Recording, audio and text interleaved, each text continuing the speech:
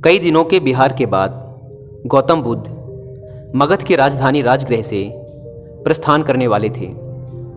लोगों को जब यह पता चला तो वे उनके लिए भेंट आदि लेकर उनके दर्शनों के लिए आने लगे। अपने शिष्यों के साथ बैठे हुए बुद्ध लोगों की भेंट स्वीकार कर रहे थे।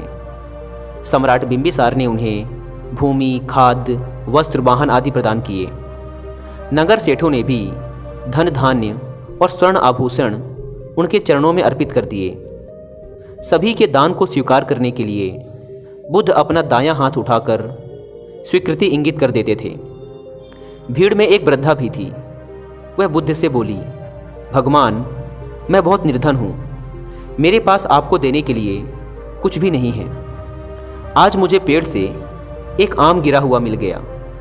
मैं उसे खा ही रही थी कि तभी मैंने आपके प्रस्थान करने का समाचार सुना। उस समय तक मैं आधा आम खा चुकी थी। मैं भी आपको कुछ अर्पित करना चाहती हूँ, लेकिन मेरे पास इस आधे खाए हुए आम के सिवा और कुछ भी नहीं है। इसे ही मैं आपको भेंट करना चाहती हूँ। कृपया मेरी भेंट स्वीकार करें। वहाँ उपस्थित अपार जन समुदाय, राजा महाराजाओं और सेठों ने देखा कि भगवान बुद्ध अपने आसन से उठकर नीचे आए और उन्होंने दोनों हाथ फैलाकर वृद्धा का आधा आम स्वीकार कर लिया। सम्राट बिंबिसार ने चकित होकर बुद्ध से पूछा, भगवान, एक से बढ़कर एक अनुपम और बहुमूल्य उपहार तो आपने केवल हाथ हिलाकर ही स्वीकार कर लिए, लेकिन इस बुढ़िया के जूठे आम को लेने के लिए आप आसन से नीचे उतरकर आ गए। इसमें ऐसी कौन सी विशेषता है? बुद्ध मुस्कुराकर बोले, इस वृद्धा ने मुझे अपनी समस्त पूंजी दे दी है।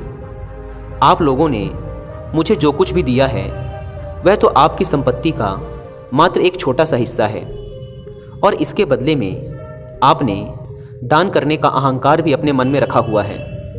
इस वृद्धा ने मेरे प्रति अपार प्रेम और श्रद्धा रखते हुए मुझे सर्वस्व अर्पित कर दिया है, फिर भी इसके मुख पर कितनी नम्रता और करुणा है। इसलिए इस स्त्री का दान आप सभी लोगों के द्वारा दिए गए दानों में सर्वश्रेष्ठ है। समाज में अधिकतर लोग दान केवल इसलिए करते हैं ताकि उनको प्रसिद्धि मिल सके और उनके मन के अंदर बड़े और धनवान होने का जो अभिमान है उसे संतुष्टि मिल सके। जबकि सच्चे अर्थों में दान वह कहलाता है जो अभिमान रहित होकर दूसरों की भलाई हेतु दिया गया हो। जब इंसान के पास किसी एक चीज़ की कमी हो, लेकिन ज़रूरत पड़ने पर अगर वह इंसान अपनी उस वस्तु का भी एक हिस्सा दूसरों की मदद व परोपकार के लिए दान कर दे, तब उस दान का मूल्य कई गुना बढ़ जाता है। क्योंकि अतिरिक्त पड़ी वस्तुओं का बंटवारा दान नहीं कहलाता, जबकि वो वस्तुएं जिनकी आपको भी ज़रूरत है और वे आपके पास सीमित मात्रा में हैं, लेकिन तब भी आप उन्हें दूसरों की मदद के लिए प्रस्तुत कर देते हैं, तो आप सच्चे अर्थों में एक दानी व्यक्ति हैं।